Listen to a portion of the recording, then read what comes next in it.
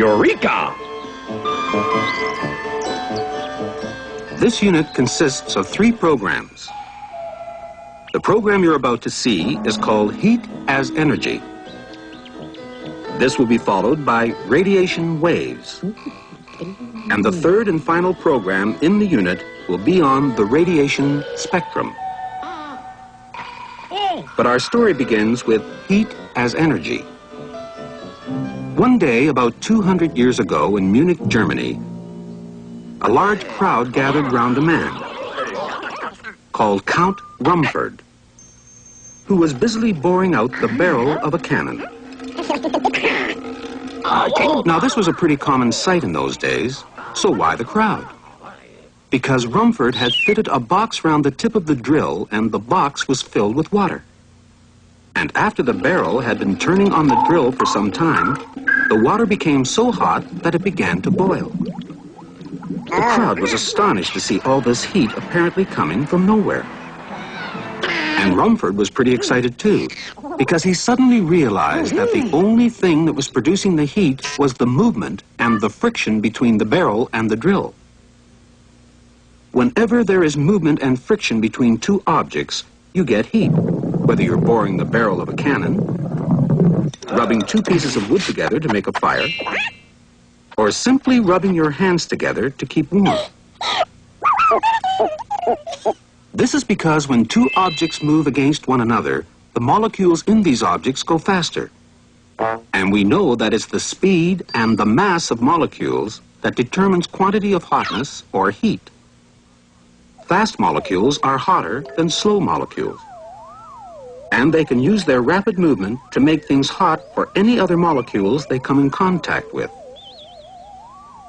In other words, fast molecules have the ability to do work on other molecules. Now we know that ability to do work is the definition of energy itself. So when molecules move fast, not only is there a lot of heat, but there is also a lot of energy being transferred from molecule to molecule.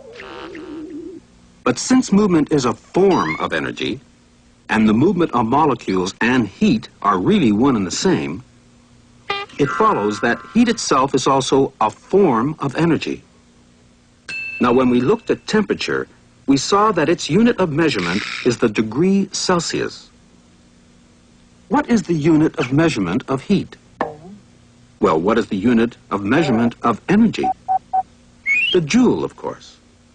So logically enough, since heat is energy, the unit of measurement of heat is also the joule. We know that 1 joule is the amount of energy needed to exert a force of 1 Newton through a distance of 1 meter. This means that if Count Rumford wants to raise this kettle of water, which has a mass of 1 kilogram, or a weight of 10 newtons,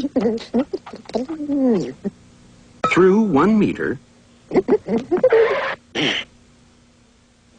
he'll have to expend 10 Newton meters of energy, or 10 joules of energy. But when we're dealing with heat as energy, instead of raising something through a distance, we raise its temperature through a certain number of degrees Celsius. In fact, scientists have worked out that it takes 4,200 joules of heat to raise the temperature of 1 kilogram of water by 1 degree Celsius. Let's see Count Rumford do just this with his kettle of water, which is now at 15 degrees.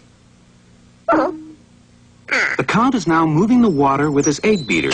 He's expending energy, and he's producing heat.